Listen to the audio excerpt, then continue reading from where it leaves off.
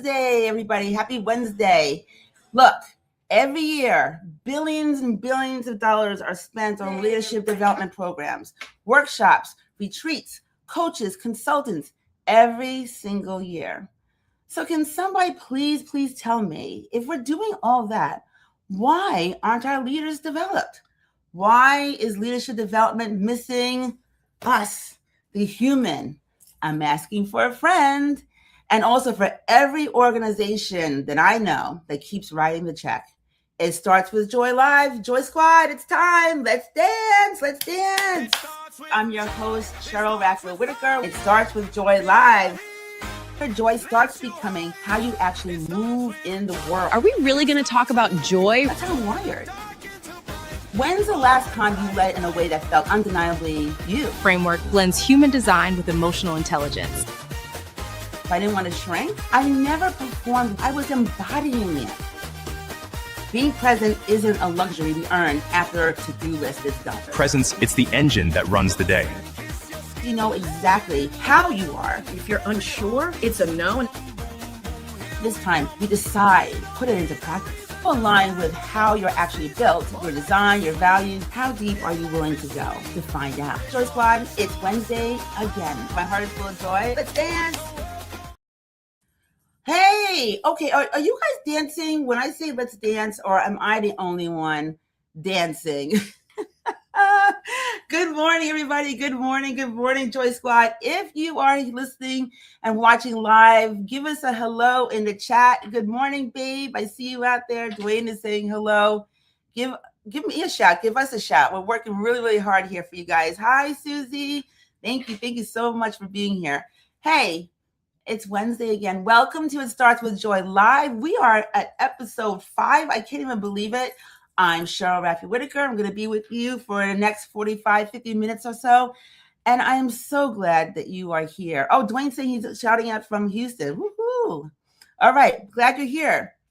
Whether you're watching us live on YouTube, catching us live on LinkedIn, or if you're part of the replay crew, it doesn't matter. We're just happy that you're here. If you are watching live, though, tell us where you're tuning in from, because we are here every Wednesday, 8:30 a.m. And do us a favor and tell a friend. Tell a friend. So we have a whole lot of stuff we're going to be talking about today. So I want to run down your menu for you. So yeah, there was a blood moon yesterday. Did anybody catch it? We're going to be talking about it, but mostly what it means from a leadership perspective. You know, I could put a spin on leadership. And hey, March 1st came. It's Women's History Month. Squad, March 1st came and left. So we are opening this month with some fire. I have a hot take on a women's leadership thing that I think is going to sit with you. I know it's sitting with me. It's probably going to sit with you all week. And I'm bringing in a guest who is going to go really deep into a discussion about leadership development. And this person makes me laugh more than anybody literally on the planet. She makes me laugh even more than Dwayne. Sorry, babe. Hey, hi, Carrie. Hey, we got Spartan. I'm not sure who you are, but where is your weave? I'm not sure what that means, but hey, glad you're here. And we have a new Joy Shift cycle. We're back at awareness again. For those of you who were here last week, we ran it down. I'll run it down again for you again so that you are all caught up. And of course, we have homework. And this week, the homework does, oddly enough, involve the moon. Plus, oh, I love this. You guys know I'm really loving shining the light. And we're going to be honoring a woman in my life who exemplifies everything that we're talking about today. So if you're ready, squad, time to get into it. Good morning, Beatrice and Atlas. Good morning.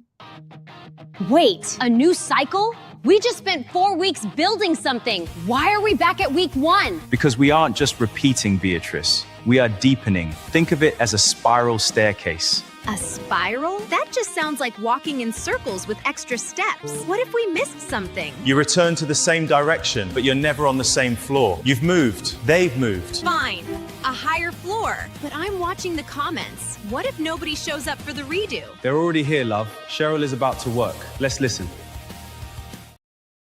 Okay, is it just me, or does anybody else love it when Atlas says love? I just love that. So, and yes, and look at this in the comments. You guys are here today. You're really coming out. Chris, boy, we got Francis, Kim, Karen. Nice to see you. Hi from Jersey. Hey, Helen Brown LeBerg. Good morning. I'm ready for some joy too.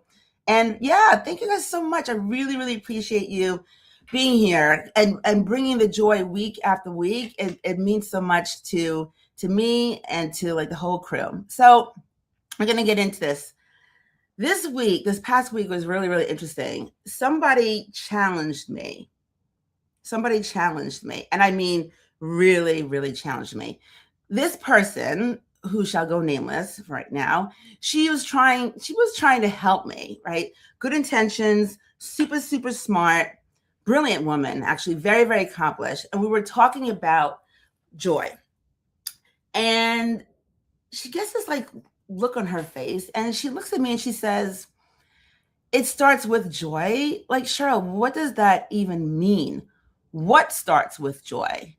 And I was a little bit taken aback by it. So I was just kind of like off the cuff, just said like everything, like quickly, everything starts with joy. And then she leaned in, we were on Zoom. She leaned in and I quote, she said, my car doesn't start with joy. And I paused, and I'm not going to lie to you, my feathers, my feathers were more than ruffled. Because when you build your life around something, when you stake your name on it, when you write the book, right? I mean, like I literally wrote the book, and someone looks at you and says basically, so what? That stings, and it stung more than a little bit. It's actually making me go like this right now. But I sat with it though, and instead of defending myself, which I'm so glad I didn't, because I don't feel like I need to defend joy. Instead, I got curious, and I thought to myself, well, you know what? She's not wrong to ask. I mean, if you've spent your whole career being told that leadership is about results, metrics, KPIs, efficiency, accountability, joy sounds like a candle and a bubble bath, right? Maybe a glass of wine, but it's not. It's not. It's more than that. Hey, hi, Kindness Rising. Hi, Matt. Thanks for being here. Thank you. I appreciate you so much, my friend. All right. So I want to go into this a little bit, because when I say joy, I'm not talking about being happy all the time. I'm not talking about, from a leadership perspective, being the leader who brings cupcakes to the meeting and then you're leading from joy. That's not what we're talking about. But I get this question a lot. So joy means different things for different people.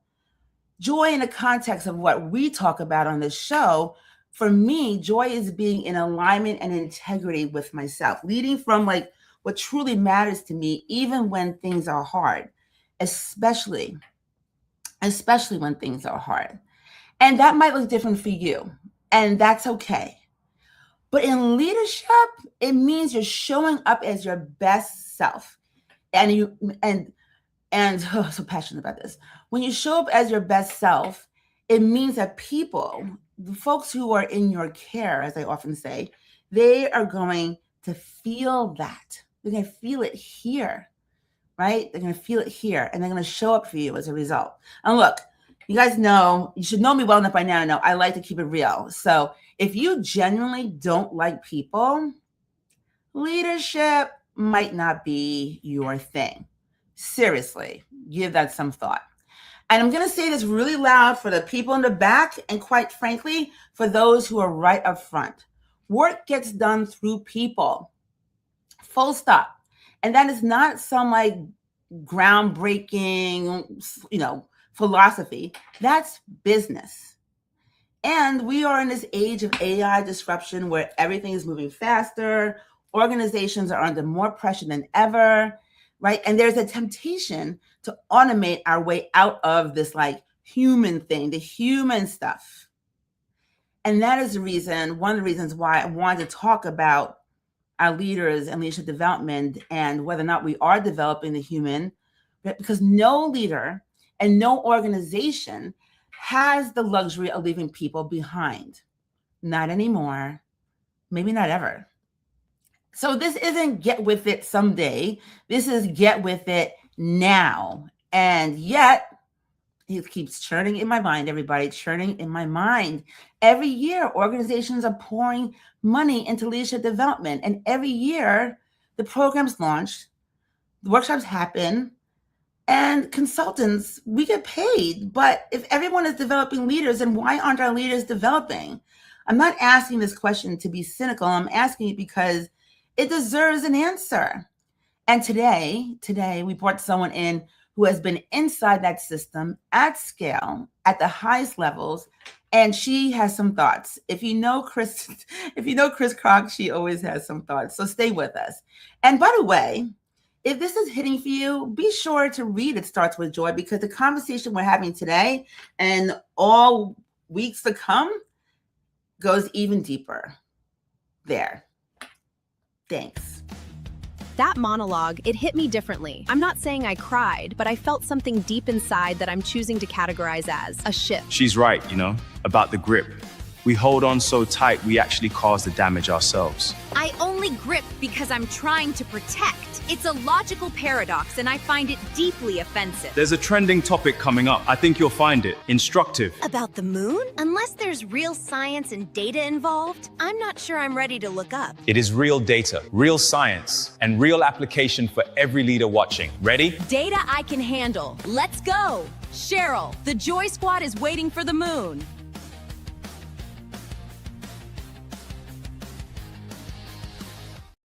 Hey, that was a new part of the studio there. I love that Beatrice was able to see the moon. Nice going, Melissa. I love that. Good. I love it. Hi, Lori. Good to see you. And soon to write, joy does start my car, as does my prayers. I love it. Thank you so much, Susie. That's great. Okay, here's the thing. So we've been kicking around this moon thing. I mean, I absolutely love the sky. I love anything that has to do with the sky. So yesterday morning, I don't know if you heard about it, but there was a blood moon, a total lunar eclipse. And the last one that's going to be visible for us until I think it's 2029. So like 3 years from now. So before you go about your day and change up on me, I promise you, I'm not going to go full astrology on you. That is not that's not who I am, but that's not even my lane.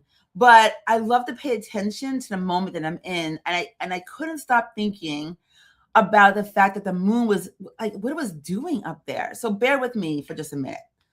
So, science lesson.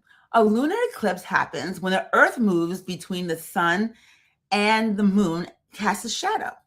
And when that shadow falls on the moon doesn't fight it. It doesn't try to reflect light that isn't there. It doesn't try to perform being its normal moon. It just surrenders to the shadow. And what happens when that happens? It turns red. I mean, this is like crazy, right? It's this deep copper, undeniable, which is why I'm kind of like wearing this shirt today, undeniable red. And it becomes more stunning than on its regular, doing its moon thing on its regular night. So yesterday I set my alarm. I was getting all excited to go outside at 6 o'clock in the morning in New Jersey in March in the cold to check out this moon.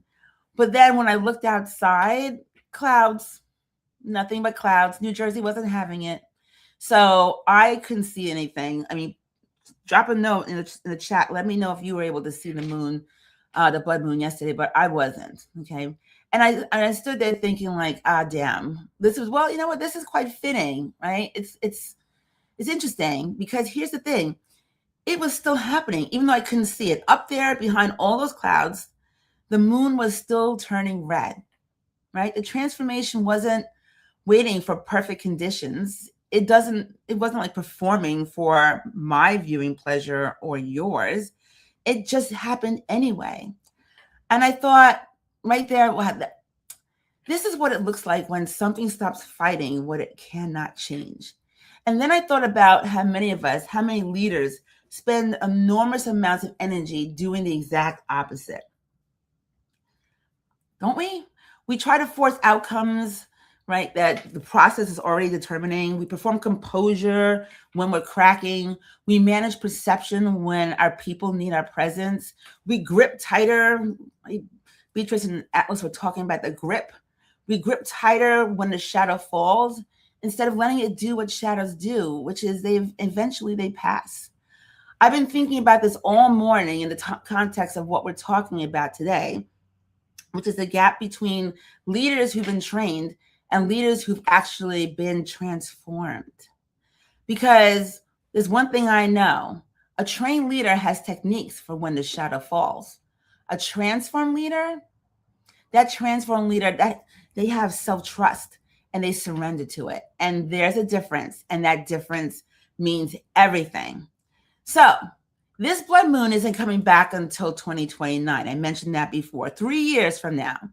And when I heard that, the first thing that came to my mind is, this is interesting, because the leader you will be in 2029 is being built right now, not in the future. Now, in the choices you make this week, and what you hold and what you finally decide to put down. Whether you grip tighter when things get hard, or whether you let the shadow make you extraordinary. Something to think about, guys, something to think about. So as usual, here's the thing. I want to give you 3 questions to sit with this week. Write these down if you can, or if I'm going too fast, feel free to watch the replay. And I think the team might actually put it up on the screen for us. But here's the first one. What belief about leadership did someone else give you, a boss, a parent, a system, that you've been carrying as your own for so long you've forgotten it doesn't actually belong to you?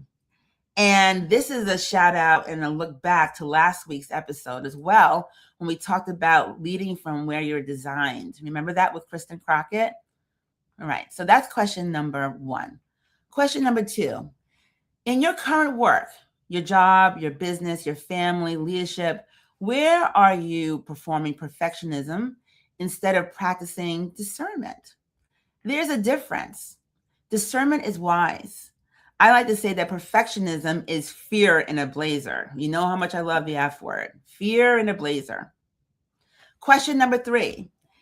This one is the moon question. If the blood moon gave you permission to release one thing this week, just one, what would it be? What would it be? You don't have to release it just yet. Just name it.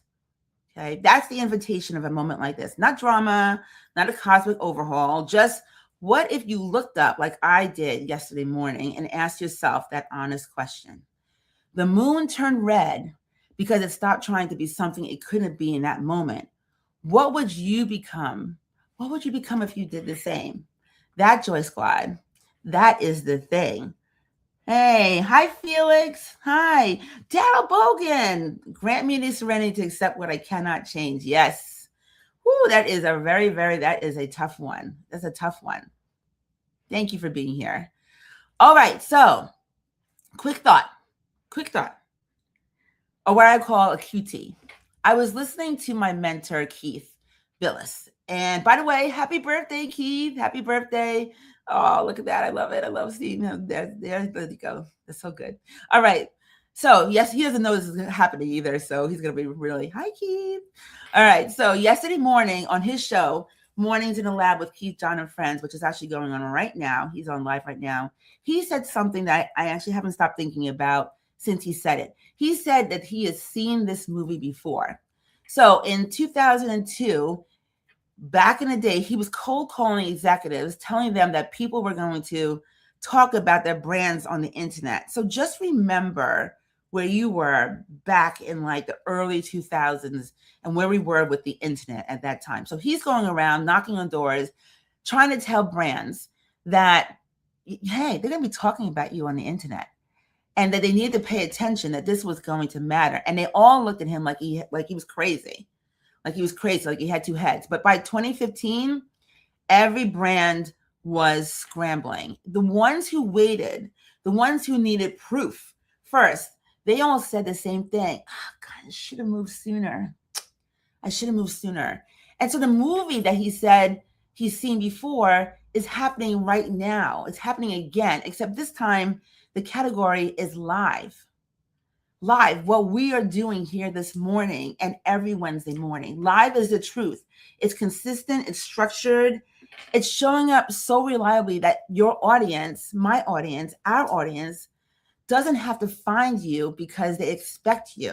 I already know that there are many of you out there who are expecting me to be here every Wednesday at 8:30 a.m. Eastern time. And then he said something that really hit me kind of different. He said that early feels uncomfortable and late feels safe. But in a world that's moving fast, late is expensive. So squad, that's why I'm here every Wednesday. Not because it's comfortable. Every Wednesday morning, I'm like, but so it's not because I'm comfortable. It's because I just don't want to be late in my own life. So as usual, I have so many questions for you, but I just want to know, he asked this question of his audience yesterday. So I'm asking the same for you. Where are you being too late on purpose? Where are you being too late on purpose? I want you to think about that. We're reflecting on a lot today. So that was my quick thought. That maybe didn't feel so quick.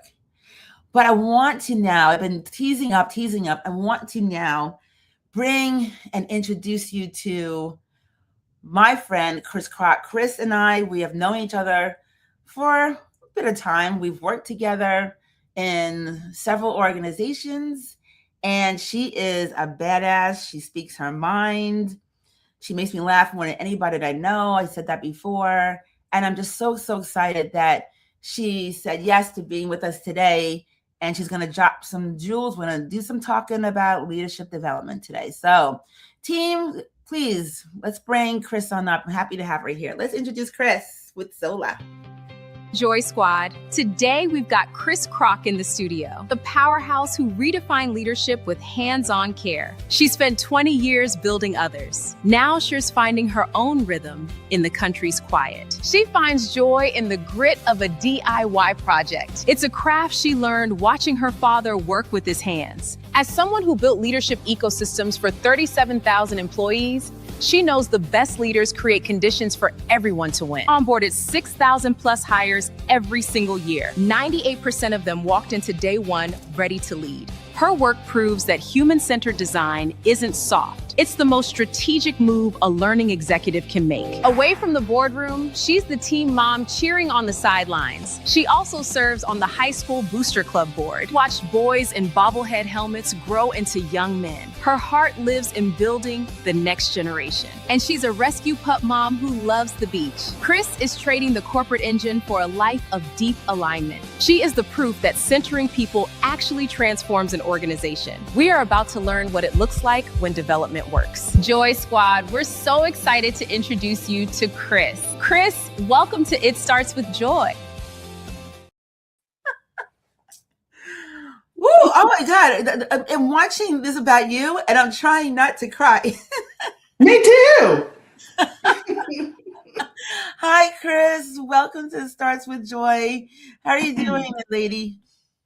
I'm good, but now I'm emotional because of that video. I really am. Oh my goodness. Well, I'm so happy you're here. And yes, the team, Zola and Melissa, the team did such a great job with our guest intros. And so we want everybody to feel seen. And so we see you and thank you so much for being here today. Really, really appreciate you being here. You've got like a whole bunch of friends who are cheering you on in the comments too. So it is great. I'm happy to be here. Thank you so much. Thank you.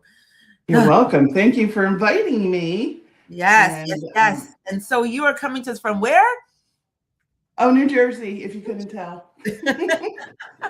Jersey.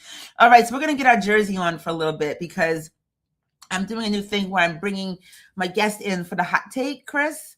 And so there's a video and I'm going to ask the team to play because it's Women's History Month, right? And we're going to get our reaction to this video. We're going to talk about it for a little bit and then we're going to get into you. Okay? Eminem, let's roll the video. Let's see if we can get everybody to hear this. Can you repeat the question? Have you ever been asked to just smile and look pretty or smile and just say nothing in a meeting with a customer? No. Do you think that your looks helped you getting promoted or moving up to your current position? Looking so good? By the way, Yeah. I do love the shoes. Are these designer or do you have a particular brand that you really like? Do your hormones sometimes get in the way? Hormones, I don't know. I see that it's a bit of an awkward question, but Do you sometimes wonder whether you've been chosen for this position because you're a man? No, not because I was a man. How do you handle in your job being assertive without being perceived as aggressive or bitchy? That's a question that I find it very hard to relate to. Why? Because it's not a situation I've been in.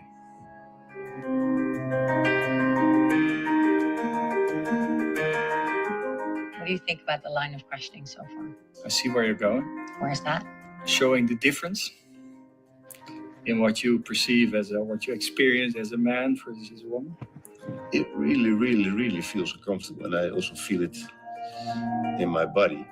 When hearing these things still happen, it made me also feel that, hey, maybe I am more privileged than I thought I was. Do you think this world is ready for your 10-year-old daughter to be treated with the same equality as a 10-year-old son? this is something that keeps me up, makes me worry sometimes. So it's real when it's about my own daughter. I think the only thing I can do is to prepare for the real world. And it's really hard. People are so difficult for each other sometimes. I wish every female leader to be safe and not confronted with these questions. If you observe something, you have to step in. You can't just wait for someone else to step in or to solve something. This is a responsibility we all have. Okay, thanks, Eminem. Thanks for running that. All right, Chris. Woo! Have you ever seen that video before? No, I haven't. No. Yeah, it actually came out for International Women's Day last year in 2025 by an organization, bold.com. And someone on LinkedIn reposted it a few days ago in honor of Women's History Month. And so I want to just hear from you. What did you feel when you watched that? When you watched the video, what came to mind? Anger, complete anger. Especially when it said that it was questions that were asked of female leaders. Like, that just blew my mind. Thankfully, I've never been asked those questions. But it was just anger that it keeps going there, especially the hormones. I'm like, really? We're still there? We are still there. We are still there, unfortunately. It's funny and sad, but not as a leader, but in one of my jobs, I was with a male leader, and the person we were going to see for a sales conversation told me I could just sit out in the office and hang out with the girls and, just train them on something. And I will give this leader props every day of my life, because he was like, no, she's part of this, and she needs to know about your strategy and what we can do for you together as a team. And that will stay with me forever. And he was just awesome. He was also one of the best leaders I've ever had. So yeah. And still to this day is a great mentor. I can just call him up and just be me, and he'll give me some little nuggets of wisdom. Yeah, no, that's great. So that's what I remember. Like the one person said, where women can feel safe, or if you see something, stop it. And he did stop it. And that was awesome. Yeah. And that is actually, I'm glad you brought it up, because for me, that's the part of the video that struck me the most, because I have had, you can only imagine, I've had many interesting questions asked throughout my career in interviews and otherwise. I had someone ask me one time, and this had nothing to do with me being a female, but how do they put it? Like, they were amazed at how articulate I was and wanted to know how did that, where did that come from? And I just, the person said, yeah. And I looked back at the person and said, oh, well, you seem quite articulate yourself. Where did that come from? Okay. So, but that's okay. I don't want to work there anyway. Wow. This is not that long ago. This is not that Oh, Lord, that's even sadder. I know it is sad. However, the point is that what you mentioned about what that gentleman, when she asked him about his daughter, and the look on his face, and saying that, okay, we really do have to like create this like space, and if it's like kind of like if you see something, say something. Right? You are, if you don't say something, then you are a silent supporter of whatever is going on at that particular time. And so, I don't know, the video itself just made me think that we're talking about leadership today, but it's so much more than that. It is. And I have a 15-year-old son, and yeah, there will not be a good day for him if I ever hear him talking about like stuff like that, even with girls in sports. It's different, but it's the same. Don't underestimate women. And I tell them that all the time. Yes. So. Yeah, I agree. Never underestimate us. Well, so thank you for like just playing along with me for a little bit. I just thought that was pretty interesting. I want to talk about you because you are someone who is not to be underestimated. That video introducing you, your career, the spaces that you've been in, and the impact that you've made is quite impressive. And I want to give you an opportunity to talk a little bit about and give your thoughts based upon what you've seen out there in the real world. This bug I have right now that is probably going to be with me for a little bit of time, about the fact that organizations are spending billions of dollars. The number I researched was over $300 billion on leadership development. So we care. Organizations care about developing our leaders. There's no surprise there. However, year after year, it seems as if we are still trying to develop our leaders. And so what's broken? Like, talk to me about, I would love to hear your opinion. I have my own, but I want to hear from you on why is that? Why are we training and not transforming? I think there's a couple of reasons. First, I think going back to what you said, there are people probably in leadership who shouldn't be in leadership, right? Maybe it was just the journey from where you started and then how you ended up being there. And you received training along the way. But it's not really about training. I mean, training is not the end all be all fix. There are great programs out there and everyone loves them. And you can gain nuggets from all of that. Is that how you learn? Is that who you are? And I look at leadership development as starting from the very first day you start your job, because you have a leader. And that leader is sharing their leadership experience with you, their leadership style. And along the way, as you move to different leaders, you gain a little bit and you start to say, I don't want to be like that. Yes. Or, yeah, I want to be like that. And that's not in a classroom. That's not taught to you. That's observing. But I think as we move on, we feel like classes are the way to go. And they are for some things. I'm not going to poo-poo them. Right. But do you know yourself? Are you, as a leader, responsible for your own development? Or are you just checking boxes? There was a great video I saw, I guess, because as I was reading and preparing and, we're talking, and of course our phone listens to everything we do, all of a sudden things started jumping up on my feed. Say you're in someone's house and you're like, oh, that's a nice washing machine. And all of a sudden all these ads come for washing machines. Girl, and you're not even looking to buy one. I know. But for this, there was a man in this video who was talking about 360 assessments and how he had one. And, I think we all can say that sometimes self-assessments, you can answer a certain way to get the answers that you want. Yeah, true. But this was a 360. So other people were answering about him, above, below, side by side. And what's crazy was that he read it and he was like, nah, this really isn't me. Like, they don't know what they're talking about. But he brought it home with him to look at it deeper and left it on the table and walked out of the room. His wife picked it up and read it. Next time he walked in the room and she was there, she told him that was the best analysis of who he really was. And that stopped him dead in his tracks. Whoa. So I think Whoa. when you take assessments, because then it becomes real, right? Now the people at work, but then when it comes into your home, because that's how you're acting in your home, right? That's something different. That hits a little deeper than just saying like, oh yeah, I should coach better. Oh yeah, I should be more empathetic. But when your own family is saying the same thing, and I think we need to really take stock in that. Take stock in the assessments that are given. Be true to yourself. What do you really need to work on?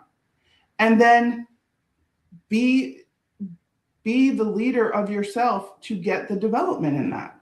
Find it. There's so many different opportunities to find it. Talking to people, other leaders.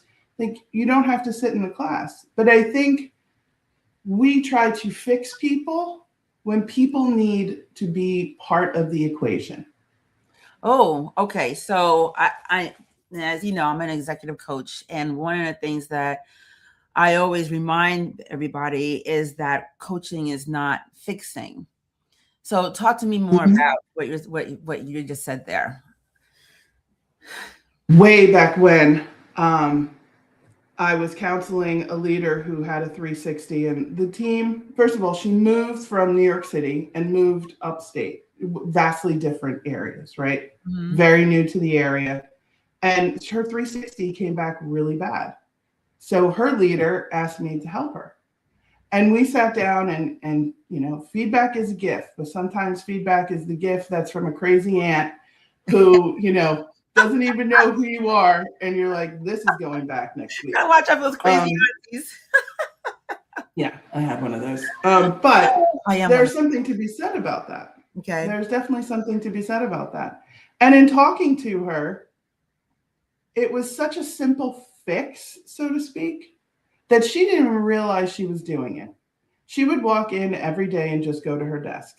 And she was like poo-pooing the reason that people thought that she should say hi. And she was like, there's work to be done. Like, I don't have time, nor do I care about what you did this weekend. And I'm like, you're missing the point. You're missing the point completely. Because that is not about caring, like just about what they did this weekend. It's building a relationship with the people who are working for you, doing the work you're responsible for. Right. That relationship building is key. And you're missing it. You're missing the whole point. So I told her to start doing it. I said, just say hi. And she was kind of an introvert, right? So for you and I, hi is like the baseline. Right, and then it goes to like a 20-minute conversation. Right. That's not difficult for us, but there are some people who have difficulty with interacting and building relationships. So she started off slow, stopping and saying hi. What did it take? 10 minutes, not even, of her day? But people started to form a different opinion. And on her next 360, because she really started to engage with the people who are working for her, total change. Wow. And the leader of her was so funny. He was like, don't you have a class or something you can do? No, man, classes are not the answer. Like, it's not a quick fix. This is a behavioral change. Woo, you just gave me chills. Yes, because it is not a quick fix. And I think a lot of times that's what organizations and teams, leaders, et cetera, what they're looking for. Oh, and why not? There's so many leaders in an organization, right? How can you custom fit learning for every single solitary person? That's why it's important that that person has a part of their development. It can't be all on the learning team, the leadership development team, and the same for individual contributors. Mm-hmm. Yeah. Everyone learns differently. Everyone's interests are different.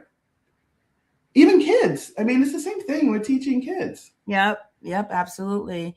So Chris, a thought comes to my mind then, talking about, the title for this episode is Developing the Role, Forgetting the Human. So in your opinion, what needs to change? What needs to happen in organizations in order for us to move to transformation of the leader, like true transformation versus training, the T word, which we know we both hate? I think it really is the leader of that leader. I've seen wonderful people get transformed because their leader played a big part of that person's development. And they held themselves accountable. They checked in. They asked for feedback. Right. They looked for ways to learn that they like to learn. And we talk about not a one and done fix. If I go to a class on empathy or on, difficult conversations, there are other resources out there that my company does not need to provide me to make me, more adept in talking crucial conversations. I mean, you can go into AI and ask AI and help you get ready for a crucial conversation. It's so different than when it was back when. Yeah. I think as a leader, you are responsible for helping yourself in your development and finding ways you enjoy. Not everyone likes classes. Some people love podcasts. Some people, the best learning is when you experience the learning, if I'm doing it. And a lot of times we go through our day and we never look back to see if we learned anything. And I think that's a big piece too. At the end of the day, settle and just say, what did I learn today about me, about leadership? You'll be amazed how much you learned. But if you didn't shift your brain to actually think like that, then that is something that just check off the day, done, did what I had to do. But think about what you had to do. Best learning I ever had in leadership was being a leader and going through different scenarios. And listen, I've built scenarios in and out of classrooms, and they're great and they help you practice. Yeah. But when you're living it in the moment, like there's decisions that are made. And sometimes you make a decision or you might say something, you're like, ooh, that was bad. But recognize that was bad and what was bad about it and what can you do the next time. Yeah. And learn from it. But that self-reflection piece, especially doing that on a regular basis, is like a muscle that you're building. I love that. Yes. That is great advice for anyone who's really trying to transform, is to look inside. And that's hard, right? No one wants to do that because sometimes there's ickiness in there. It's like, oh, we don't want to think about that ever. Yes, again. for sure. Chris, you and I both know that we can kick it and talk about this all day long, right? For a second there, I completely forgot that we were even on the show, and that's what I absolutely love. I love it. I hope that you will do me the honor of coming back on in the future. We can have more conversations about leadership and developing as a leader. Would you be willing to do that? I'm putting you on the spot. You're supposed to say yes. Well, duh. Of course I will come back. I just want to leave you with something, and I know we talked about this at one point. I recently watched a movie with my son. I made him watch it with me because I'm his mother and he will do what I say. And sometimes, and it's all about joy. But if you've ever watched Inside Out 2, and I bawled my entire time through it. It's all about the switch from a child into a young adult, and emotions like joy that live as a child, free, not really caring, as they become teenagers, get replaced with embarrassment and anxiety. And I just started crying. I started crying for two reasons. Crying because my son is, growing up, but crying because listening to you and reading your book, that's what happens, I think, with leadership.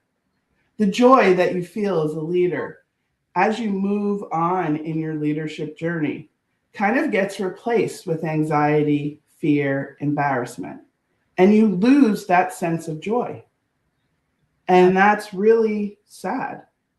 And you just have to remember to just ground yourself a little bit and think about what brought you here. Yes, title, great. Pay increase, great.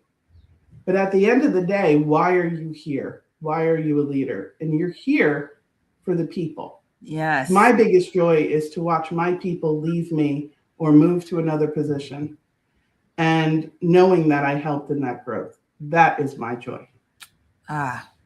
Thank you. Thank you so much for all those words of wisdom. And you are here for the people. That is why we lead. That is why we lead. And I couldn't have said it better myself. Chris, where can folks find you, my friend? You can find me on LinkedIn, Christine Krok, and I would be happy to connect with anyone who would like to. Thank you so much. Appreciate you for being here. We're going to bring Thank you for having me. Stick around. And thanks again for your words of wisdom. Really, truly appreciate you, my friend. Thank you for having me. Good to see everyone. Thank you. Thank you. Woo! Chris is like I told you, she is amazing. She is a powerhouse, and hope you enjoyed that conversation. I know I did. Like I said, I forgot that we were on. So, Beatrice and Atlas, any thoughts before we shift?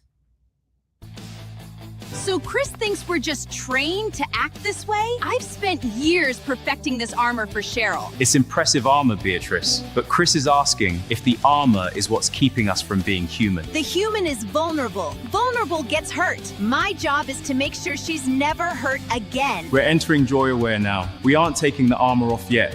We're just noticing how heavy it is. Notice it, but don't touch it. I'm not dropping the grip just because a guest had a good point.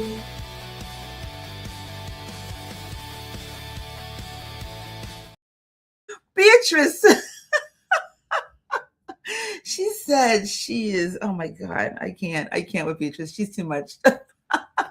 But regardless of what Choice Squad, regardless of what Beatrice has to say about it, we are going to continue to make the shift. And oh, Chris, you're getting a lot of love out there about the chat. It was great. I loved every second, and it looks like the Joy Squad did too. So I'm going to take you back for a second because we've done some real work together. Cycle 1, going way back to the first episode, we started with Joy Aware, and I asked you to notice one decision you were making from fear. I wanted you to notice it. I didn't want you to fix it. All right? We've been talking a lot about fixing today and not fixing. And then we moved to Joy Embraced, where we named the cost of that fear and we gave ourselves permission, maybe for the first time, to choose to do things differently, to choose differently. Then we moved to Committed, where we stopped waiting for the right moment and we made a choice. Not a perfect plan, but a choice.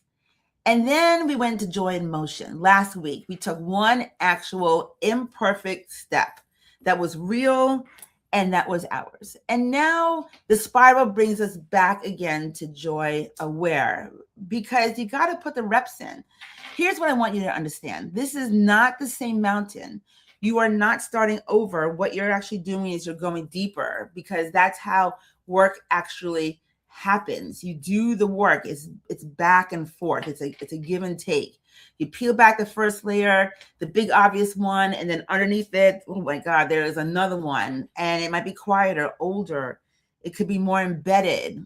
One that's been there so long, you might not even recognize it as a pattern. You might just feel like that's just who you are. I'm just thorough. That's perfectionism. I'm responsible. That's hyper control. I'm just not a feelings kind of person. Well, that's the armor that Beatrice was just talking about. So I know I say to myself all the time, I'm just someone who has to work twice as hard to get half the credit. That's a very old story that I'm telling myself. And so here's where today's conversation lives. We've been talking about this gap between leaders who've been trained and leaders who've been transformed. And as you could tell from the conversation we had with Chris, I mean, we do have a long way to go. Transformation can't happen in a minute or a day, and it's definitely not going to happen if you haven't seen it yet, when you don't know where it is that you're going.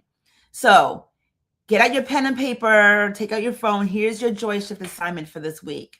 Find a quiet moment, morning, evening, lunchtime, whenever, and ask yourself this question. Am I leading from who I actually am, or from who I was trained to be? There may not be a big obvious answer to this question right now, because it could be quiet, but it can show up in like how you run a meeting, how you respond to feedback. What do you do when no one is watching?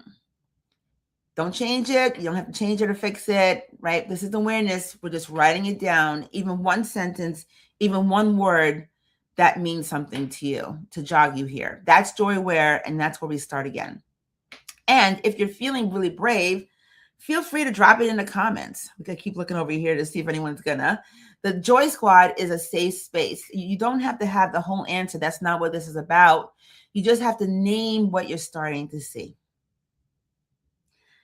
And I'll go first. So something that I'm still holding on to is I have this belief that the hardest working person in the room is what makes me worthy of the room. That's been with me for a very long time. Yeah, I see you, Susie. You know I am. I agree. I know. I'm there for you. So it's been with me for a long time, and I'm just now seeing that it's shaped very much like how I led and how I lead. And the team, the amazing, incredible team that helps to put this show together, it's really, really hard to put this together every week. Squad, they know, right, that they probably see this. They're probably nodding their heads that they see that in me. So now, my friends, my squad, it is your turn. Permission to be imperfect? That's just inviting people to look for the cracks. It's high exposure, and I don't like it. You can't lead from what you're hiding, Beatrice. Sheryl is naming the story, so it stops running the show. Fine, she named it. But I'm staying on high alert. This joy-aware stuff feels a lot like lowering our defenses. It's not a defense if it's a cage. We're moving toward a leader who proved that being seen is actually a superpower. Hannah Larkin, she's an exception, but she's earned the spotlight. Sheryl, go ahead, shine the light.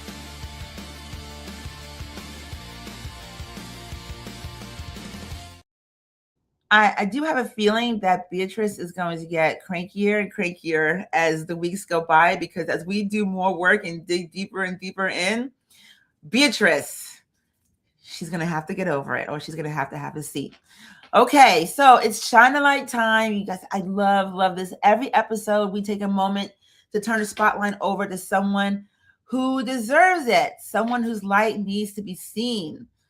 It's time we're going to shine a light. And with Women's History Month just opening, I want to honor someone who is living proof that the most radical act of leadership is deciding to stop performing the version of yourself that the world built and start living the one you were born to be, which is the question I've been asking you guys all day long. So today, I'm shining a light on my friend and my forever mentor, my former boss lady, Hannah Larkin.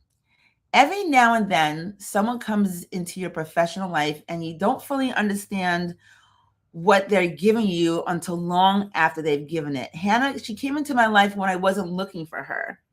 I was actually grieving. Yes, I was grieving having to lead another leader that I loved. His name is John Stout. And then there was Hannah.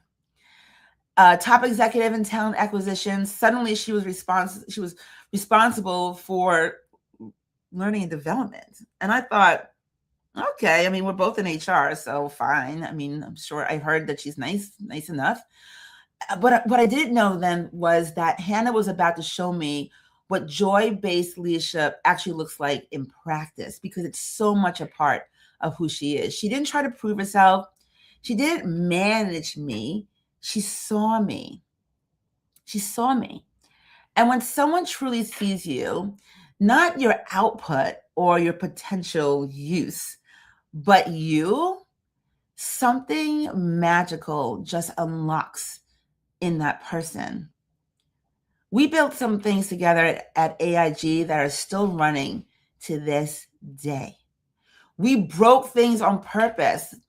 Hannah, myself, and our incredible team, we broke things on purpose because she created a space where breaking things meant that we'd be building something better.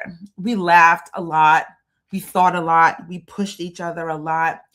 And not once, I got to tell you guys, not one single day did I feel unsafe doing any of it.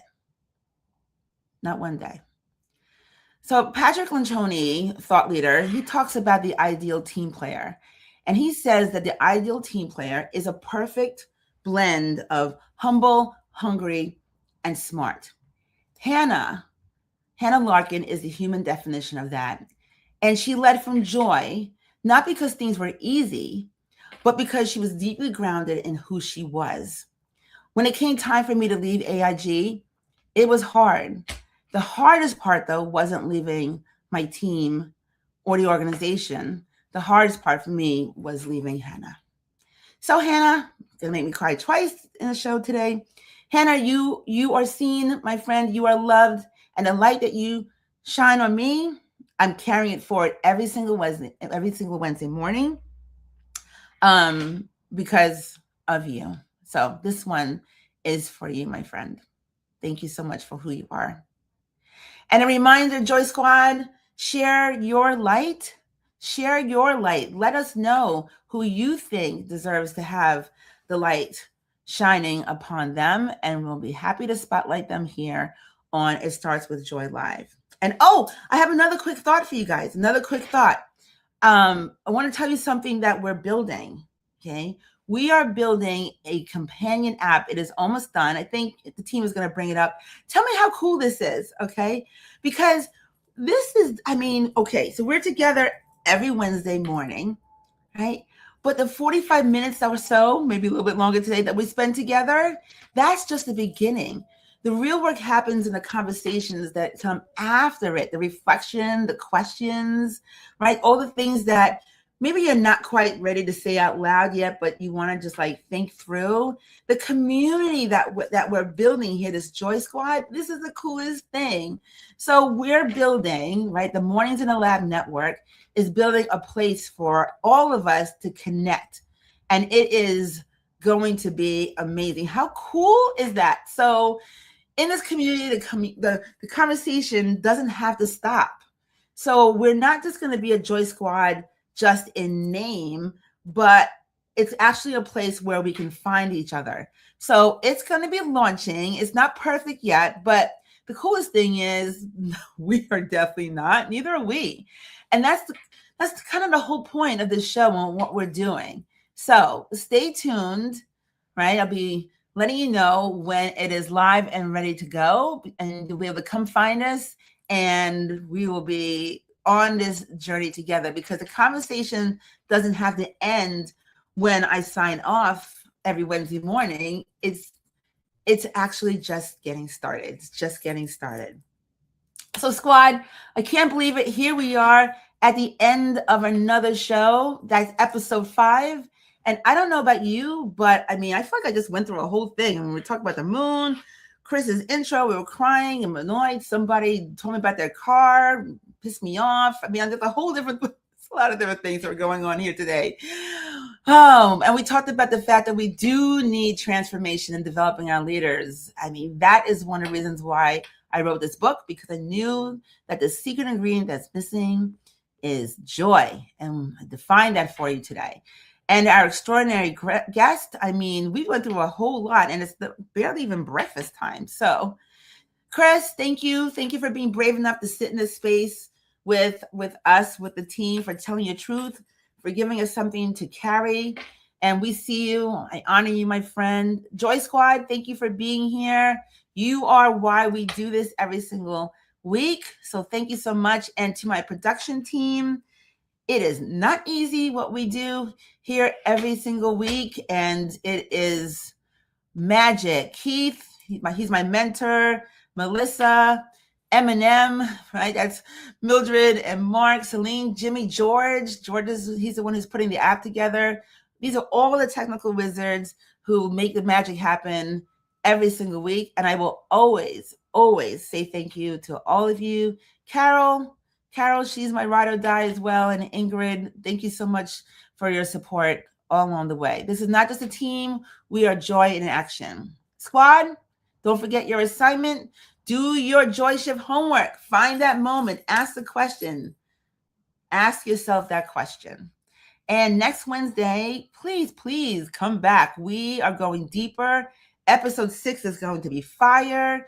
We have a powerhouse who is joining us next week, Janice Robinson Burns. If you don't know her, look her up. She kicks ass, and she's going to be kicking ass with us here on It Starts With Joy live next week. Oh, and I don't know if you guys know this, but every Wednesday when I'm done here, I head over and kick it with Keith, John, and friends, mornings in the lab.live, if you want to check us out and join us. So my friends, squad, fear lost, joy won again. Thank you so much for being here. I love you. Mwah.